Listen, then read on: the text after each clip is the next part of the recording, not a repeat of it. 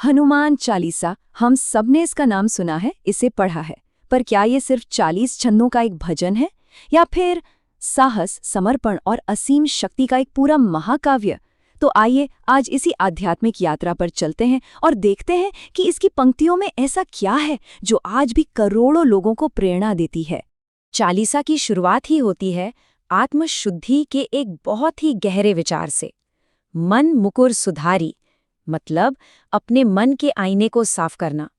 सोचिए, हमारा मन एक आईने की तरह है जिस पर वक्त के साथ अहंकार, शक और नेगेटिविटी की धूल जम जाती है, और गुरु के चरणों की धूल, जो कि विनम्रता का प्रतीक है, उसी धूल को साफ करती है ताकि हम हनुमान जी की दिव्यता को साफ साफ देख पाएं। तो इस भजन को और गहराई से समझने के लिए हम इसे 6 हिस्सों में देखेंगे। शुरुआत करेंगे मंगलाचरण से, फिर देखेंगे उनका दिव्य स्वरूप और उनकी भक्ति। इसके बाद बात होगी उनकी शक्तियों की, जानेंगे कि वो कैसे रक्षक और दाता हैं, और आखिर में चालीसा में दिए गए वचन को समझेंगे। तो चलिए सबसे पहले खंड से शुरू करते हैं, मंगलाचरण। आखिर ये चालीसा है क्या? इसे क्यों रचा गया? इसकी शुरुआती पंक्तियां ही इसके मकसद को बिल्कुल साफ कर देती हैं।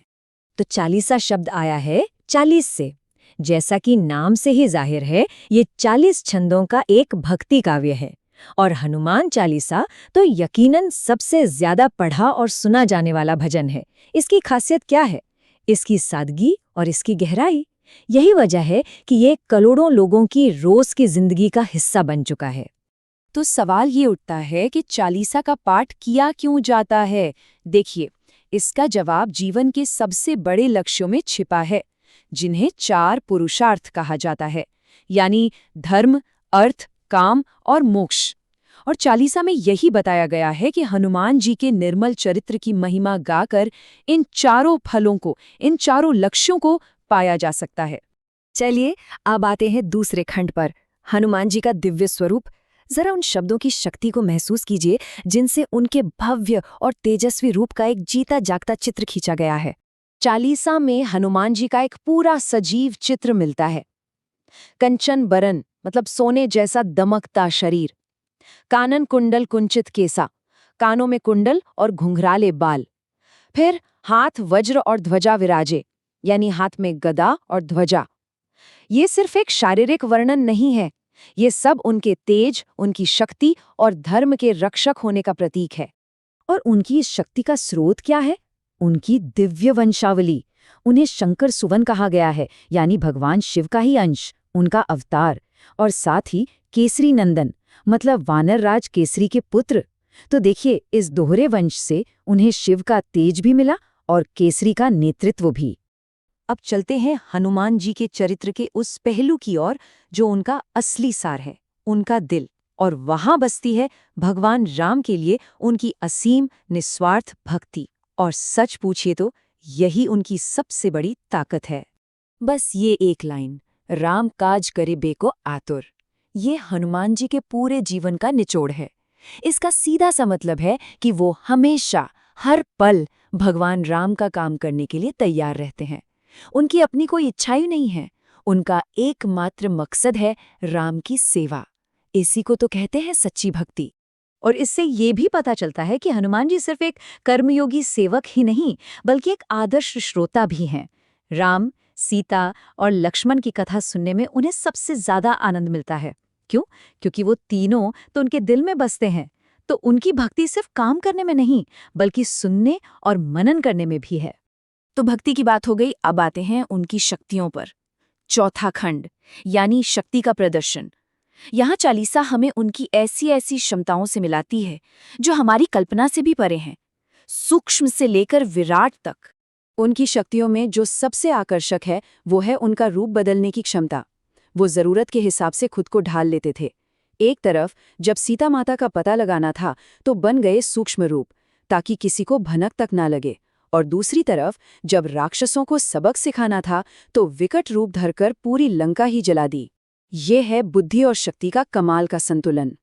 और भला उस घटना को कौन भूल सकता है जब लक्ष्मण जी मृत्यु के करीब थे और हनुमान जी संजीवनी बूटी पहचान नहीं पाए तो वो पूरा का पूरा द्रोणगिरी पर्वत ही उठा लाए। ये सिर्फ ताकत का प्रदर्शन नहीं था, ये तो प्रेम की, समर्पण की इंतहा थी।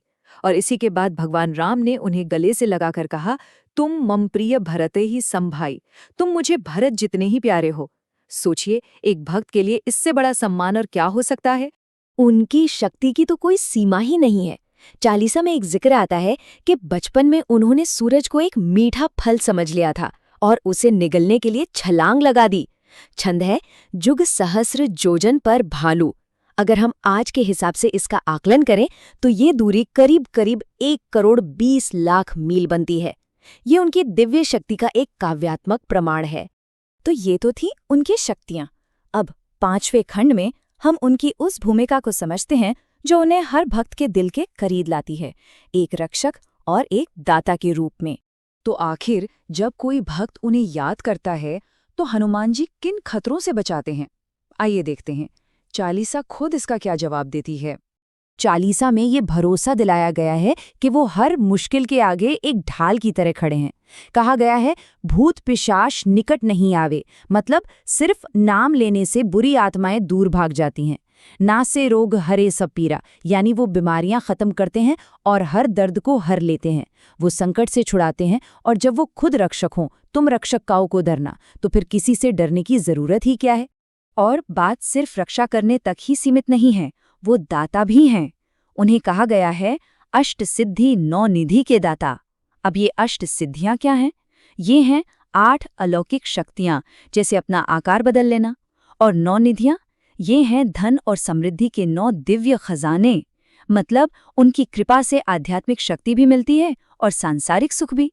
और इसी के साथ हम पहुंचते हैं अपनी इस यात्रा के आखिरी पड़ाव पर, छठा खंड चालीसा का वचन। यहाँ हम जानेंगे कि इस पवित्र पाठ को करने का आखिर फल क्या मिलता है। ये शायद चालीसा का सबसे शक्तिशाली वचन है।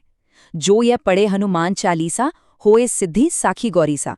इसका मतलब है जो कोई भी इस चालीसा को पढ़ता है उसे सफलता मिलती है, उसे सिद्धि प्राप्त होती है। और इस बात के गवाह कौन है? स्वयं भगवान शिव। ये एक तरह की दिव्य गारंटी है। लेकिन सांसारिक सफलता से भी बड़ा एक फल है। चालीसा कहती है कि हनुमान जी की भक्ति आखिर में भगवान राम तक ले जाती है। वो उस दिव्य दरवाजे की चाबी है जिसे पार करके इंसान जन्म और मृत्यु के बंधन से आजाद हो जाता है और उसे परम शांति मिलती है। तो चलिए इस विश्लेषण को एक सवाल पर खत्म करते हैं। आज की इस भागदौड़ और भटकाव से भरी दुनिया में जहां ध्यान लगाना इतना मुश्किल है, वहां हनुमान जी जैसी एकनिष्ठ भक्ति का क्या महत्व है? क्या किसी एक लक्ष्य के प्रति पूरी तरह से समर्पित हो जाना जीवन में ज्यादा शांति और एक मकसद दे सकता है? ये एक ऐसा सवाल है जिसका जवाब हनुमान चालीसा हम सबके सोचने के लिए छोड़